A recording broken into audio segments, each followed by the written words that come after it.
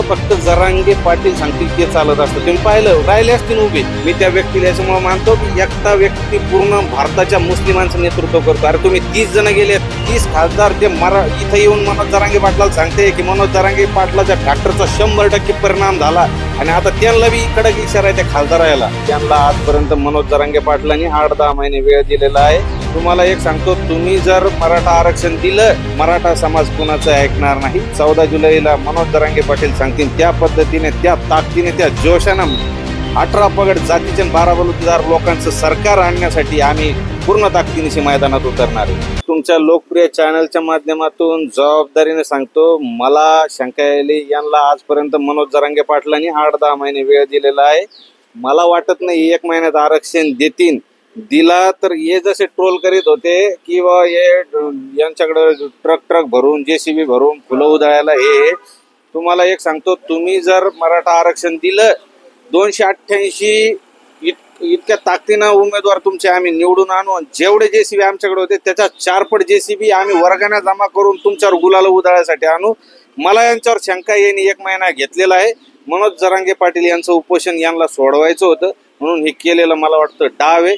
पण ठीक आहे, तुमच्यावर अजून मनोज जरांगे पाटलांनी एक विश्वास ठेवला 13 जुलैपर्यंतचा. 13 जुलै रात्री 12 वाजेपर्यंत तुम्ही यायचं. 14 जुलै लागली रात्री, त्याच्यानंतर तुम्ही कोणी तोंड दाखवायचं नाही. मराठा समाज कुणाचं ऐकणार नाही. 14 जुलैला मनोज जरांगे पाटील सांगतील त्या पद्धतीने, त्या ताकदीने, त्या जोशानं 288 उमेदवार निवडून आणण्यासाठी मराठा, दलित, मुस्लिम, धनगर 18 पगड जातीचे 12 बलुतेदार लोकांचं सरकार आणण्यासाठी आम्ही पूर्ण ताकदीनिशी मैदानात उतरणार आहे. म्हणजे आम्ही इतकं कॉन्फिडन्सनी कसं सांगतोय की पहिले जे 2 राष्ट्रवादी होत्या त्याचे 2 भाग झाले सर, 2 सेना होते त्याचे 2 भाग झाले. आणि आता काय झालं, यांच्या उमेदवारांनी तयारी केलेली असते प्रत्येक मतदारसंघामध्ये आणि हे यांच्या जागा वाटपामध्ये भांडणं होणार.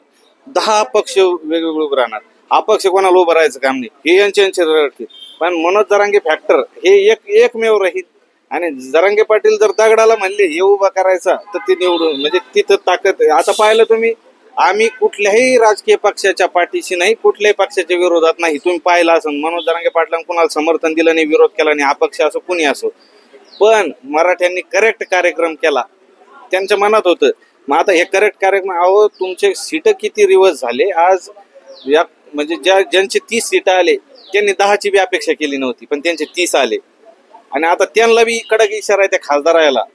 तुम्ही जर तिथं जाऊन डराव करताना तिथलं जाय करता, मराठ्यांची पहिला प्रश्न तुमच्या त्याच्यावर असला पाहिजे.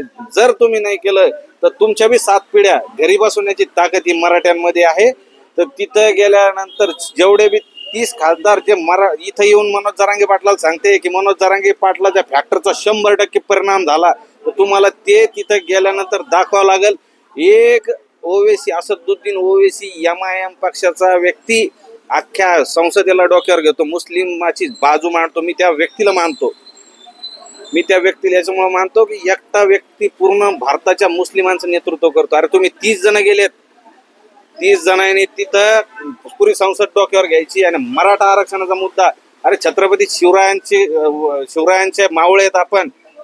म्हणजे पार याच्यापर्यंत तंजावर कटक पर्यंत अटके पार मराठ्यांनी झेंडे काढलेले. तर दिल्लीच्या सल्तनतला आम्ही झुकत नाही. दिल्लीवर बी आपला भगवा लवकरच फडकल. लोकसभेला कुठल्याही उमेदवार दिले नव्हते, पण तरी सुद्धा काही जण उभा राहिले नाही. ते उभे राहिले होते ते लोकशाहीने डॉक्टर बाबासाहेब आंबेडकरांनी जे संविधान दिलेलं आहे त्याचं प्रत्येकाला प्रत्येकाची बाजू मांडण्याचा, जगण्याचा, निवडणूक लढवण्याचा अधिकार आहे. त्याला विरोध करायचं कारण नाही. ते राहिले, त्यांनी त्यांचे आत्मपरीक्षण केलं, किती मतदान पडू शकतं, काय पडू शकतं. पण बाकीच्यांनी सगळ्यांनी आत्मपरीक्षण केलं की मराठ्यांनी प्रत्येक तालुक्यामध्ये आम्ही जे सांगत होतो की 30 सीट येणार, आम्ही पहिलेच सांगत होतो. तो अभ्यास याच्यामुळे सांगत होतो की जरांगे पाटला सोबत आम्ही डे 1 पासून, पहिल्या दिवसापासून आम्ही रॅल्या पाहिलेल्या आहे. प्रत्येक तालुक्यामध्ये 1-1 लाख पब्लिक असायची. 30-40 हजारला एक आमदार निवडून येतो, 4-5 लाखाला एक खासदार निवडून येतो.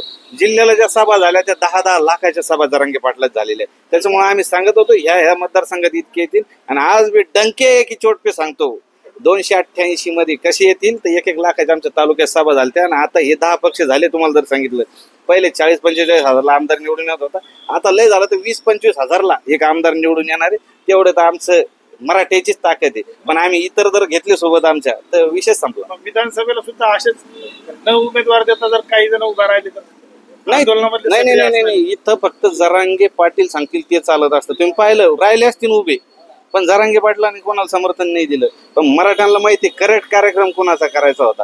आणि आता बी त्यानं जर सांगितलं नाही, आता जर उमेदवार जरांगे पाटलांनी दिले तर करेक्टच कार्यक्रम होणार. मग इथं सालदार बी आमदार होऊ शकतो. इथं काही नाही. इथं म्हणजे अशिक्षित म्हणजे जे जास्त शिकतो तो डॉक्टर इंजिनियर वकील होतो, जे कमी शिकतो ते तलाठी ग्रामसेवक होतो, आणि जो काही शिकत नाही ते शहाण पण शिकतो. आणि आमचे जरांगे पाटील शहाण पण शिकलेले आणि त्याच्या मागे हे सगळे शहाण पण शिकलेले. आम्हाला फिक्षणाची गरज नाही, जागीरदारची अवलादा लागत नाही.